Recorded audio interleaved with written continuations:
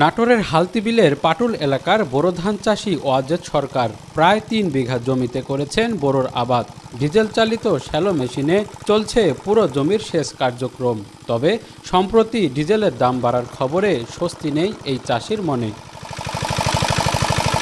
ওয়াজেদ সরকার জানান, ডিজেলের দাম বৃদ্ধিতে অনেকটাই বেকায়দায় পড়েন তিনি। চলতি মৌসুমে বিঘাপ্রতি উৎপাদন খরচ ৮০ থেকে ১০০ টাকা বেড়েছে। প্রতি বিঘায় খরচ হচ্ছে ৭,৩৫০ টাকা। তেলের দাম বাড়তে হওয়াতে খরচ আমার মোটামুটি বেশি হয়ে যাচ্ছে। তারপরেও সারের আছে, কীটনাশক আছে, এই যাবে তো মেলা খরচ করে দেয়।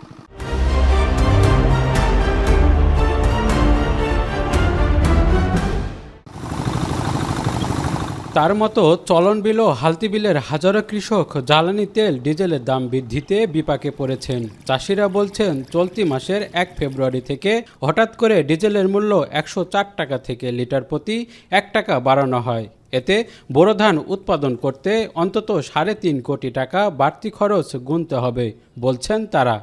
সার ওষুধ দাম তো এমনি বৃদ্ধি, তারপরে তেলের দাম দিছে বাড়ায়, মরার পর খাড়া গা। সারের দাম তো আমরা কোন আগে যা দিন তার সাথে সারের দাম বাড়তি, তাহলে আরও খরচ দাম বাড়ে গেল, তাহলে কৃষক আমরা কেমনে বাঁচবো? কারণ যেটা বাড়াবে যেটা তো আমার তো বাড়িতেই চলেছে, মানে তো কৃষকের তারও তো ক্ষতিগ্রস্ত তো বেশি। এদিকে বোরো ধান উৎপাদনে খরচ বৃদ্ধিতে আগামী দিনে চালের দামে বড় ধরনের প্রভাব পড়ার আশঙ্কা ব্যবসায়ীদের। তাই সরকারকে ডিজেলের মূল্য কমিয়ে আনার তাগিদ ব্যবসায়ী ও কৃষক সংগঠনগুলোর। তেলের দাম বাড়ার কারণে কৃষকের তেলের খরচ বাড়ছে, যার কারণে ধানের দাম বাড়বে। ধানের দাম বাড়লে পরে চালের দামও বাড়বে। ডিজেলের মূল্য বৃদ্ধিতে দ্রব্যমূল্য তো বাড়বেই, বিশেষ করে বাংলাদেশের প্রধান খাদ্যদ্রব্য হিসেবে চালের মূল্য বৃদ্ধি হবে অবধারিতভাবে। ফলে সরকারকে ডিজেলের এই মূল্য বৃদ্ধির সিদ্ধান্ত এটাকে সরে আসা দরকার। এবছর নাটোর জেলায় প্রায় ৭০,০০০ হেক্টর জমিতে বোরো ধানের আবাদ হয়েছে।